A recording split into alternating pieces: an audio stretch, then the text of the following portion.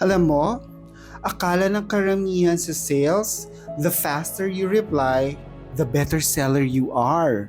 Na bawat objection ng client, dapat may ready-made na sagot agad-agad. Pero sa totoo lang, lines like, "Sir, teka lang, wait, i-explain ko." Akala nyo nakabenta na kayo, no? It actually kills the deal.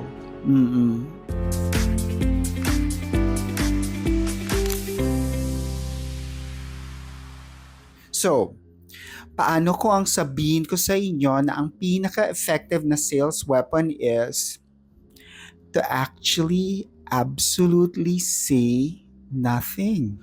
What actually happens when you just stop pushing and you just pause? I remember one time this client, sobrang tense nung moment and the selling felt like a battle because there was a high sense of uncertainty and we couldn't figure out the solution. Usually nagpapanik na tayo dyan, right? And the more panicked we are, the more we're actually looking for a solution or an answer to a problem that we haven't actually defined yet. You know what I did? I paused. I asked fewer but deeper question.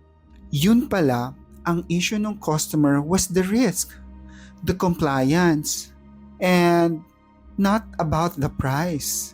And ang pinakamalaking issue niya was his readiness and actually the trust in the transaction. The pause is not a delay. It's actually a leadership tool. It doesn't slow down the momentum. It improves the quality of it. Clients don't remember what your answer was or how you answered. They remember if you actually understood them.